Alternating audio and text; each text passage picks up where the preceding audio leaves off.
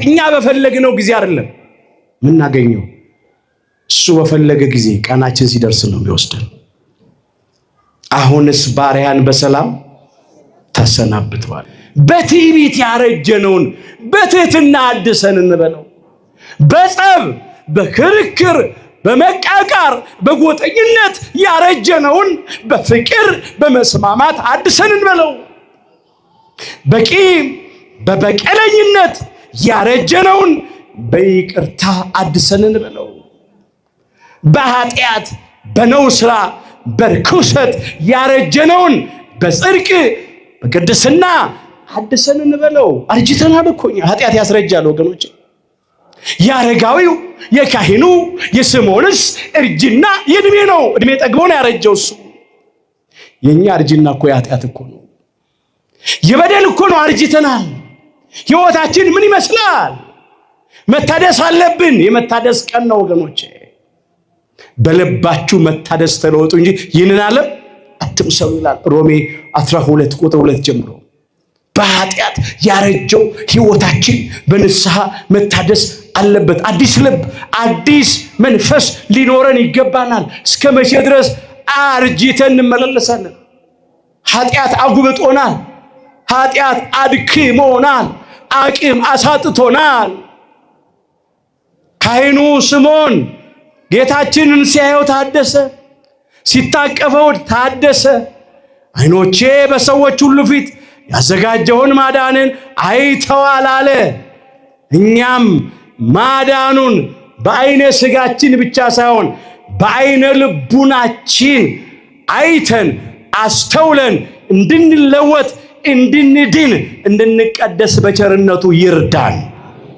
በሰላም አሰናብተኝ ውሰደኝ አለ ሞት ይናፈቃል በተለይ በዚህ ዘመን ወገኖቼ ያለነው መጨረሻ ዘመኗ ዜማ ላይ ነው ትንቢት የሚፈጸምበት ዘመን ነው ምሳሌ የሚደርስበት ዘመን ነው አይኖቻችን ክፉ ነው ያዩት ጆሮቻችን አስጨናቂ ነገር ነው የሚሰሙት አንዳንድ ጊዜ ጭንቅ ጥብብ ሲለን አጣብቂኙ ስንገባ ዙሪያው ገደል ሲሆንብን ማጣበያው ሲያጥርብን በሞት ጥላ ስንከበብ ሰማይ በላያችን ላይ የተደፋብን ሲመስለን ቀኑ ሲጨልምብን ምን እንላለን ምነው ሞቼ ባረፍኩ ምነው ሞቼ በተገላገልኩ አሁን ምን የሚናፍቅ ነገር አለ እስቲ በዓለማችን ውስጥ ምንድነው የሚናፍቀው ነገር ምንድነው የሚያስደስተው ነገር ኢለት ኢለት የምንሰማው የሞት ዜና ነው የምንቆጥረው አስከሬን ነው በርስ በርስ ጦርነት እየተጨነቅን ነው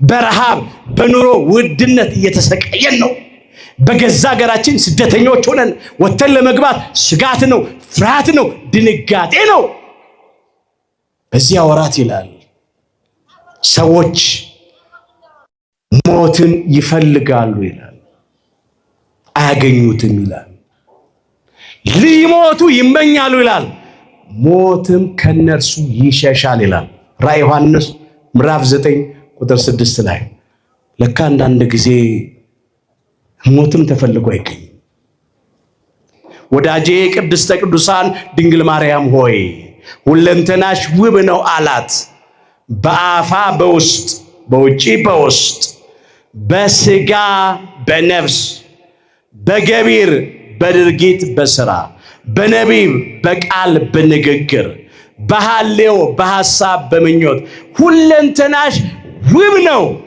ነውርም የለብሽም አላት ነውር ኃጢአት የለባትም መርገመ ሥጋ መርገመ ነፍስ የሌለባት በረከተ ሥጋ በረከተ ነፍስን እያማለደች የምታሰጠን ናትና ክብርና ውዳሴ ለቅድስተ ቅዱሳን ለድንግል ማርያም ለወላዲተ አምላክ ይሁን የመንጻታቸው ወራት በተፈጸመ ጊዜ ሲል በሌሎቹ ሴቶች ልማድ ማምጣቱ ነው ስለዚህ እመቤታችን ልጇ ወዳጇ መድኃኔ ዓለም ኢየሱስ ክርስቶስን በአርባ ቀኑ ታቀፋው ወደ ቤተ መቅደስ ይዛው ገባች የታዘዘውን መስዋዕት ልታቀርብ ማለት ነው በእግዚአብሔር ፊት ልታቆመው የሚገርም ነው በጌታ ፊት ሊያቆሙት ይላል እሱ እኮ ራሱ የጌቶች ጌታ ነው የኃያላን ኃያል ነው የአማልክት አምላክ ነው። የነገስታት ንጉስ ነው። በባህሪው ሞት የሌለበት በመንግስቱ ሽረትና አልፈት ለውጥ የሌለበት የዘላለም ንጉስ ነው። ግን የጌቶች ጌታ ነኝና ከሕግ በላይ ሆኜ ልመላለስ አላለም። ሕግ ሰጪ ነው። ራሱ ሕግ ነው። አስቀድሞ ለአባታችን ለአዳምና ለሰው ልጆች በሙሉ ሕገ ልቡናን የሰጠ አምላካችን እግዚአብሔር ነው። በሊቀ ነቢያት በሙሴ በኩል ሕገ ኦሪትን ለእስራኤል ዘሥጋ የሰጠ አምላካችን እግዚአብሔር ነው። ደግሞ ሕገ ወንጌልን የሰራ የሰጠ ራሱ ባለቤቱ አምላካችን ጌታችን መድኃኒታችን ኢየሱስ ክርስቶስ ነው። ግን ምንም ሕግ ሰጪ ቢሆን ምንም ራሱ ሕግ ቢሆንም ከሕግ በላይ ሆኖ አልተመላለሰም። ሕጉን ፈጸመ። ሕጉን ፈጽሞ ሕግ ፈጽሙ ለማለት ለአብነትም ጭምር ነው። ሕግ ለመፈጸም ብቻ አይደለም፣ ከእኔ ተማሩ ስላለ በማቴዎስ ወንጌል ምዕራፍ 11 ቁጥር 29 ላይ ማለት ነው። ከሱ ከምንማራቸው ትምህርቶች መካከል አንዱ በ40 ቀን ሕጉን መፈጸሙን በእናቱ እቅፍ ወደ ቤተ መቅደስ መወሰዱን ነው። ወደ ኢየሩሳሌም ወሰዱት ይላል። ከዚያም በዚያ በኢየሩሳሌም አንድ ጻድቅና ንጹሕ ሰው የዋህ ትጉ ታታሪ ደግ ሰው አረጋዊ ካህኑ ስምዖን የሚባል ሰው ነበረ ይላል። የእስራኤልንም መጽናናት ይጠባበቅ ነበር ይላል ታሪኩ። እነሆም መንፈስ ቅዱስ ያደረበት ነበረ ይላል። መንፈስ ረድኤት በጸጋ ያደረበት ሰው ነበር። እግዚአብሔርን የሚፈራ ሰው ነበር። ሰውን የሚያፍር ሰው ነበር። ሃይማኖቱን ያጸና ሰው ነበር። ምግባሩን ያቀና ሰው ነበር። እነሆም በጌታ የተቀባውን ሳያይ ሞትን እንዳያይ በመንፈስ ቅዱስ ተረድቶ ነበረ ይላል። ምንድነው ይሄ? ጥቂት ነገር እናንሳ። በጌታ የተቀባውን አለ መሲሑን ክርስቶስን በዓይነ ሥጋው ሳያይ ሞትን እንዳያይ በመንፈስ ቅዱስ ተረድቶ ነበረ። መንፈስ ቅዱስ ነግሮት ነበረ። እንዲህ ነው ታሪኩ። በዘመን በጥሊሞስ የሚባል አንድ የአሕዛብ ንጉሥ ነበረ ይላል። ይህ በጥሊሞስ እንዲህ አለ፣ በምድር ላይ ያላደረግኩት ነገር የቀረኝ ነገር ምንድን ነው ብሎ አገልጋዮቹን ጠየቃቸው። እነሱም እንዲህ አሉት፣ ብዙ ጥበባትና ምስጢራትን የያዙ 46ቱ የብሉይ ኪዳን መጻሕፍት በዕብራይስጥ ተጽፈው ነው ያሉት፣ በጥንቱ አረማይክ። ስለዚህ እነሱ አልተተረጎሙም አሉት። እንግዲያው አለ ጸሐፍቱንም አምጡልኝ መጻሕፍቱንም አምጡልኝ ብሎ አስጠራ። እነሆ 72 ሊቃውንት መጡ ይላል ታሪኩ እንደሚናገር። ሁለቱ መንገድ ላይ አርፈዋል ይላል። ከዚያ ሁለት አድርጎ 35 ቦታ አደረጋቸው። አንዳንድ ብላቴኖች አገልጋዮች ሰጣቸው ይላል። ከዚያ መጻሕፍቱን አደላቸው። መጻሕፍቱ ሲታደሉ ለአረጋዊው ለካህኑ ለስምዖን ትንቢተ ኢሳይያስ ደረሱ። ትንቢተ ኢሳይያስን ከዕብራይስጥ ወደ ጽር ወይም ወደ ግሪክ በሚተረጎምበት ጊዜ ትንቢተ ኢሳይያስ ምዕራፍ 7 ቁጥር 14 ላይ ደረሰ። ናሁ ድንግል ትጸንስ ወትወልድ ወልደ የሚለውን ማለት ነው። እነሆ ድንግል ትጸንሳለች ልጅም ትወልዳለች የሚለውን ማለት ነው። ከዚያ ምን አለ አረጋዊ ካህኑ ስምዖን፣ እንኳን የአሕዛብ ንጉሥ ቀርቶ የእስራኤልስ ንጉሥ ይህንን እንዴት አድርጎ ያምነኛል ይቀበለኛል ብሎ ድንግል የሚለውን ወለት ትጸንስ ብሎ ጻፈው። ሴት ልጅ ትጸንሳለች ብሎ ጻፈው። ይህን ብሎ ደክሞት ቢያሸልም የእግዚአብሔር መልአክ ወለት ጸንስ የሚለውን ወለት የሚለውን ፍቆ ድንግል ብሎ ለወጠው። ከዚያ እንደገና ተነስቶ መጽሐፍ ሲጀምር ሲያይ ወለት የሚለው ተለውጦ ድንግል ሆኗል። ማን ነው የለወጠው ብሎ ግራ ገብቶት እንደገና ሳቀና አሁንም ወለት ጸንስ ብሎ ጻፈ። ከዚያ ሁለተኛም ሲተኛ ደክሞት እንደገና አሁንም መልአኩ ፋቀው። ከዚያ ተኛ። ሶስተኛ ጊዜ እነሆ ተነስቶ ያንን ወለት የሚለውን እነሆ እንደገና ሊጽፍ ድንግል የሚለውን ሊፍቅ ሲል የእግዚአብሔር መልአክ ተናገረው። ምን አለው? እነሆ ይትሞት ዘንበለ ትርአይ መሲሖ ለእግዚአብሔር አለው። የእግዚአብሔርን መሲሕ ክርስቶስን ሳታይ አትሞትም ብሎ ተናገረ። ለዚህ ነው እግዚአብሔር ሊያደርግ አይናገርም፣ ከተናገረ ያደርጋል። ቃሉ በምድር ላይ አይወድቅም። ሐሰትን ይናገር ዘንድ እግዚአብሔር ሰው አይደለም ይላል ኦሪት ዘኍልቍ ምዕራፍ 23 ቁጥር 19 ላይ እግዚአብሔር አይዋሽም፣ ሐሰት ለባህሪው አይስማማም። ስለዚህ እግዚአብሔር የተናገረውን ቃል ሊፈጽምለት አረጋዊ ቅዱስ ስምዖንን በስተርጅና አቆየው። ቅድስተ ቅዱሳን ድንግል ማርያም ወላዲተ አምላክ አምላካችን ኢየሱስ ክርስቶስን በወለደችው በ40 ቀኑ ወደ ቤተ መቅደስ ይዛው ስትመጣ አረጋዊው ስምዖንን መንፈስ ቅዱስ ከቤቱ አነሳስቶ አጽንቶ ወደ ቤተ መቅደስ አመጣው ይላል። ይሄን እንዲመለከት ድንግል በድንግልና ትጸንሳለች፣ ድንግል በድንግልና ትወልዳለች የሚለውን ቃል ማመን መቀበል ከብዶት ስለነበረ ስለዚህ ውጣ አለው። ሂድ ውጣ ወደ ቤተ መቅደስ፣ ድንግል በድንግልና ጸንሳለች፣ ድንግል በድንግልና መሲሑን ክርስቶስን ወልዳለች፣ ሂድና እየው አለው። ወጣ። ሲመጣ አረጋዊ ቅዱስ ዮሴፍ የጌታችን አሳዳጊ አባቱ ደግሞ እናቱ ወላጁ ቅድስተ ቅዱሳን ድንግል ማርያም ሕፃኑ ኢየሱስ ክርስቶስን ባስገቡት ጊዜ ይላል ወደ ቤተ መቅደስ ሲያስገቡት ማለት ነው። አስተውሉ ወገኖች። ተወክፎ ውእቱኒ ወአንበሮ ውስተ ሕፅኑ ይላል። ከነርሱ ተቀብሎ አቀፈው ይላል። ወባረኮ ለእግዚአብሔር ይላል። እግዚአብሔርንም ባረከ አመሰገነ ሲል ነው። ምን እያለ ባረከ አመሰገነ? እዚህ ጊዜ ያደረስከኝ፣ ከደዌ የፈወስከኝ፣ ከእርጅናዬ ያደስከኝ ጌታዬ አምላኬ እግዚአብሔር ሆይ ክብር ምስጋና ይግባ ብሎ አመሰገነው። ክብር ምስጋና ለአምላካችን ለጌታችን ለመድኃኒታችን ለኢየሱስ ክርስቶስ። ተቀብሎ አቀፈው።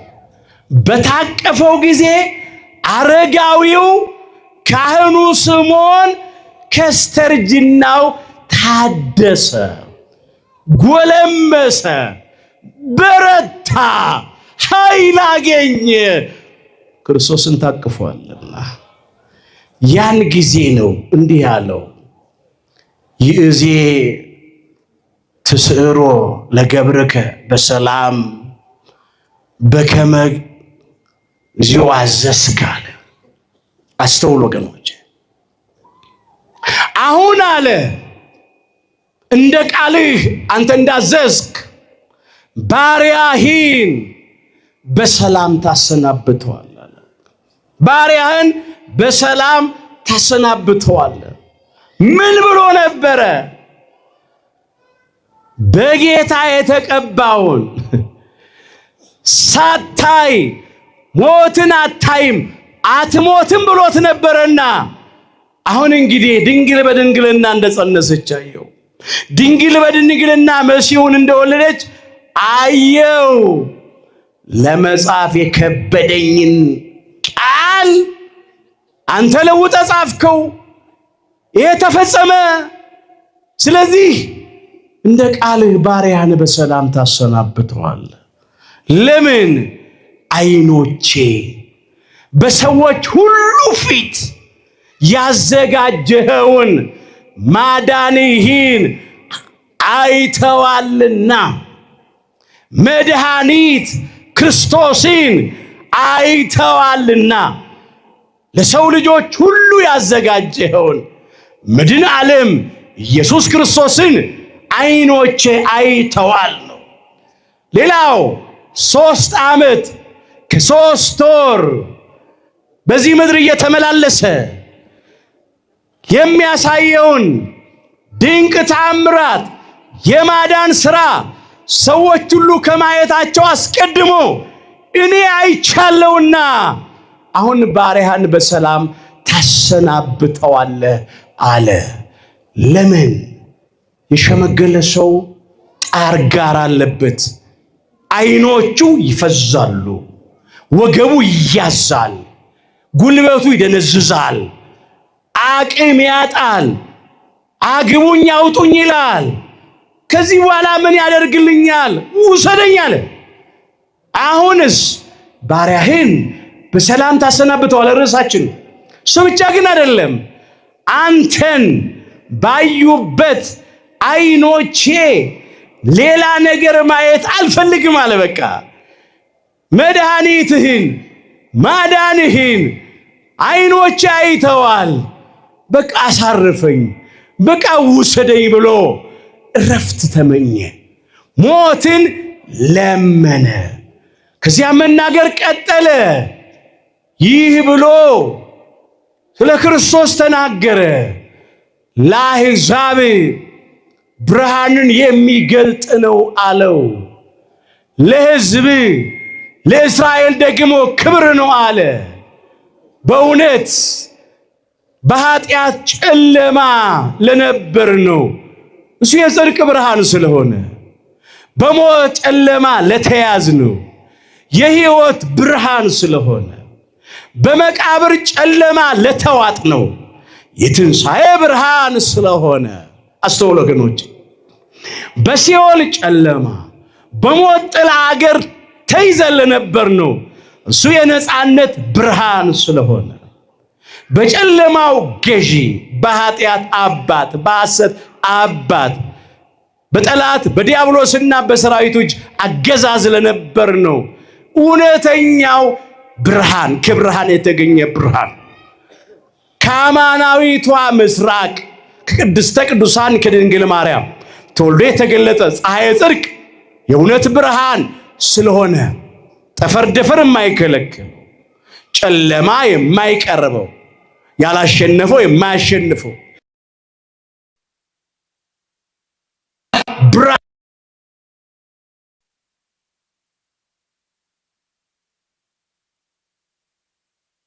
ጌታችን ለኢየሱስ ክርስቶስ ይሁን። በጨለማ የደዝ ብርሃን አየ፣ በሞት ጥላ አገር ለኖሩ ብርሃን ወጣላቸው ብሎ ነቢየ እግዚአብሔር ቅዱስ ኢሳይያስ በትንቢተ ኢሳይያስ ምዕራፍ 9 ቁጥር 2 ላይ አስቀድሞ እንደመዘገበ አረጋዊው ካህኑ ስምዖንም ይህንን መሰከረ።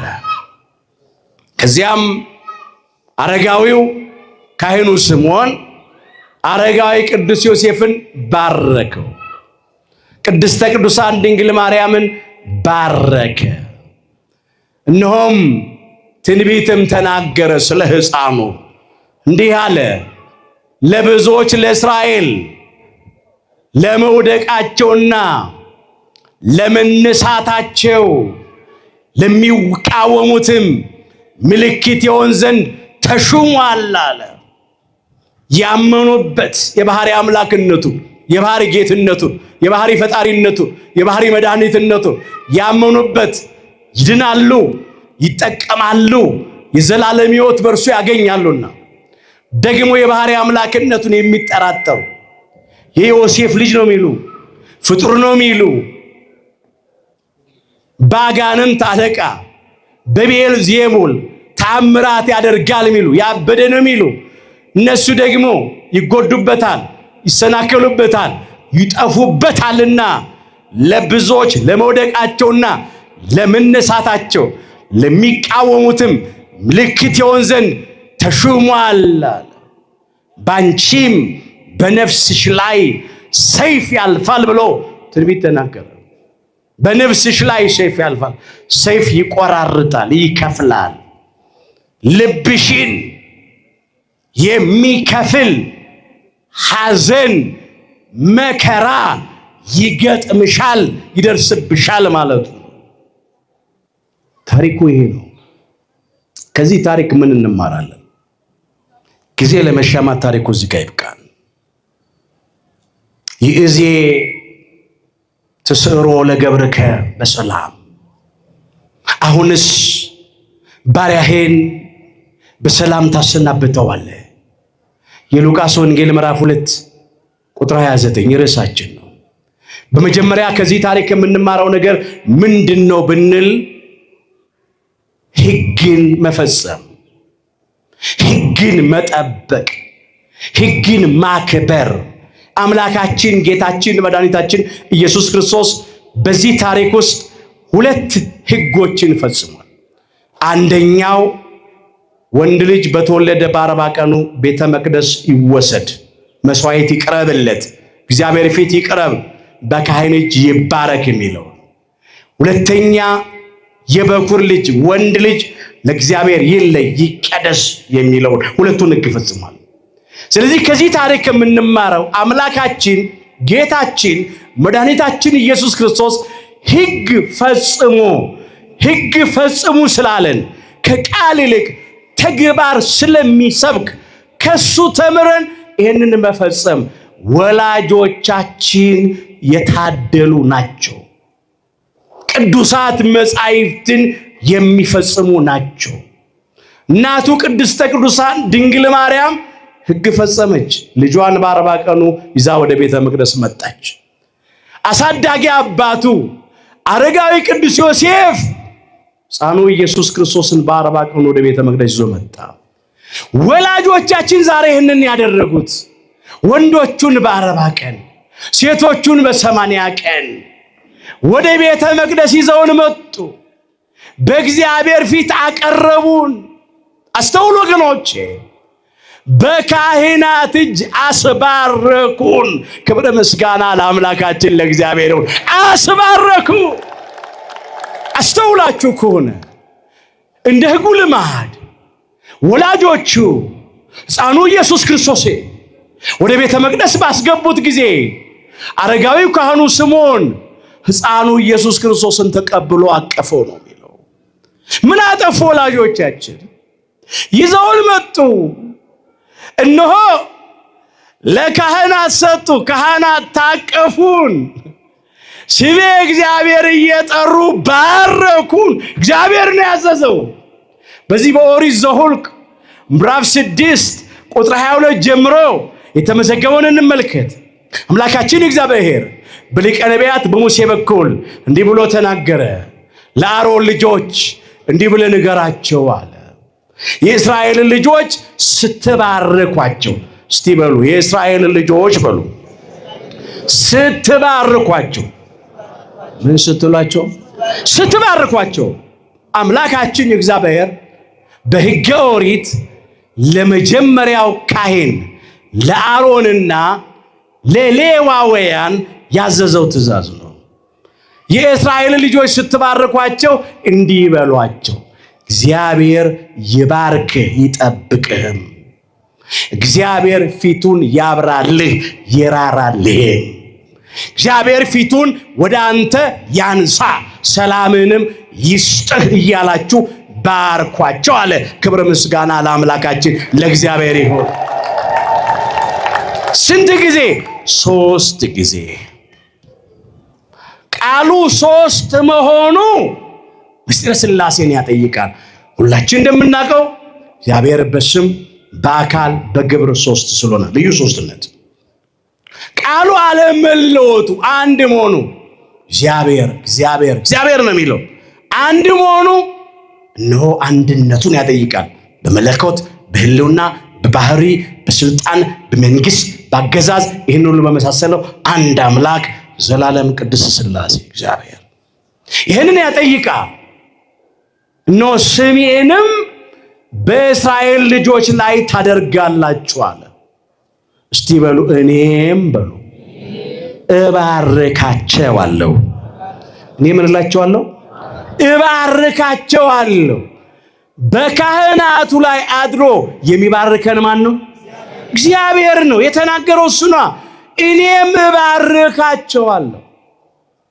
ካህናቱ የሚባርኩን በራሳቸው ስም አይደለም። የሚባርኩን በማን ስም ነው? ኧረ በደንብ ተናገሩ። በእግዚአብሔር ስም ነው የሚባርኩት።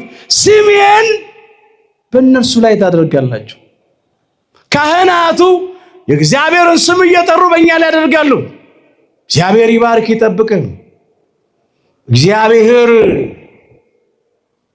ፊቱን ያብራል ይራራል። እግዚአብሔር ፊቱን ወደ አንተ ያንሳ ሰላምን ይስጥ እያሉ ስሙን የእግዚአብሔርን ስም በእኛ ላይ ያደርጋሉ። እኔም እባርካቸዋለሁ አለ። ይሄ ስልጣን በብሉይ ኪዳን ለሌዋውያን ካህናት የተሰጠ ነው። በሐዲስ ኪዳን በቅዱሳን ሐዋርያት በኩል እስከ ዕለተ ምጽአት ድረስ ለሚነሱ ለእውነተኞቹ የቤተ ክርስቲያን ካህናት ለሃይማኖት አባቶች የተሰጠ ስልጣን ነው። ዛሬ የኢትዮጵያ ኦርቶዶክሳዊት ተዋሕዶ ቤተክርስቲያን ልጆች ከእግዚአብሔር ስልጣን በተሰጣቸው በሐዲስ ኪዳን ካህናት እየተባረክን ነው። ክብር ምስጋና ለአምላካችን ለእግዚአብሔር ይሁን። ይህንን ነው የምንማረው። በ40 ቀን ወደ ቤተ መቅደስ መግባት ከማተማርን ከክርስቶስ በእናቱ እቅፍ ቤተ መቅደስ ገባ። ወላጆቻችን ታቅፈው ቤተ መቅደስ አመጡን። ያስገቡን እኮ ወደ እግዚአብሔር ቤት ነው። ያቀረቡን ወደ እግዚአብሔር ነው። ያስገቡን ወደ ካህናት እቅፍ እኮ ነው። ልጅነትን እኮ ነው ወንዶቹ በ40 ቀን ሴቶቹ በ80 ቀን ከእግዚአብሔር መንፈስ ቅዱስ የተቀበልነው። ይህንን እኮ ነው ያገኘነው። ጸጋ እግዚአብሔርን የለበስነው። አንዳንድ ያልታደሉ ሰዎች ለምን ሕፃናት ወደ እግዚአብሔር ቤት ይመጣሉ? ለምን ይባረካሉ? ለምን ይጠመቃሉ? ለምን ልጅነትን ያገኛሉ? ለምን ጸጋ እግዚአብሔርን ይለብሳሉ? የሚሉ ሰዎች አሉ። እንዴ እኛ ወደ ቤተ መቅደስ በ40 ቀን መግባትን ያስተማረን ራሱ ባለቤቱ አምላካችን ጌታችን መድኃኒታችን ኢየሱስ ክርስቶስ ነው። ክብር ይግባው። ከሱ ተምረን ገብተናል። ከሱ ተምረን በካህናት ተባርከናል። በቤተ መቅደስ አንድ ነገር እናንሳ። በዚህ በማርቆስ ወንጌል ምዕራፍ 10 ቁጥር 13 ጀምሮ የተመዘገበ ታሪክ አለ። አምላካችን ጌታችን መድኃኒታችን ኢየሱስ ክርስቶስ በመዋዕለ ስብከቱ አንድ ጊዜ እነሆ ወላጆች ልጆቻቸውን ይዘው መጡ ይላል ወደ ጉባኤ። እነሆም ደቀ መዛሙርቱ አከላከሉ። እነዚህ ሕፃናት ምን ያውቃሉ? ለምን ጉባኤ ታውካላችሁ? ብለው ልጆቻቸውን ይዘው የመጡትን ወላጆች ገሰጿቸው ይላል። አምላካችን ኢየሱስ ክርስቶስ እንደዚህ አለ፣ ሕፃናት ወደ እኔ ይመጡ ዘንድ ተዉ፣ አትከልክሏቸው አለ። የእግዚአብሔር መንግሥት እንደዚህ ላሉት ናትና አለ። ሕፃናቱንም ይላል ተቀብሎ አቀፋቸው፣ ባረካቸው ይላል። ክብር ይግባው አምላካችን ጌታችን መድኃኒታችን ኢየሱስ ክርስቶስ። ተቆጣቸው ይላል። እንደው ደቀ መዛሙርቱን ተቆጣ። እሱ ደስ የሚለው ሕፃናት ወደ እርሱ ሲመጡ ነው። ወደ ቤተ መቅደስ ሲገቡ ነው። በካህናት እጅ ሲባረኩ ነው። ጸጋ እግዚአብሔርን ሲቀበሉ ነው ደስ የሚለው እንጂ ቤተ መቅደስ አይምጡ ተብለው ሲከለከሉ ይቆጣል። ከየት ተማሩ? ተጠራጣሪዎቹ፣ ሐሰተኞቹ፣ ከሃዲዎቹ ከየት አገኙት? ሃይማኖታችንን አጽንተን ምግባራችንን አቅንተን ለንስሐ የሚገባ ፍሬ አፍርተን የአምላክን ቅዱስ ሥጋና ክቡር ደም ተቀበለን ትሩፋት ሰርተን እንደ አረጋዊው እንደ ካህኑ እንደ ስምዖን ተዘጋጅተን በክብር እንድናርፍ አምላካችን እግዚአብሔር ሁላችንን በቸርነቱ ይርዳን። ይእዜ ትስዕሮ ለገብርከ በሰላም፣ አሁንስ ባሪያህን በሰላም ታሰናብተዋለህ። የሉቃስ ወንጌል ምዕራፍ 2 ቁጥር 29። አምላካችን እግዚአብሔር የሁላችንንም መጨረሻችንን በቸርነቱ ያሳምርልን። ይቆየን። አይዟችሁ።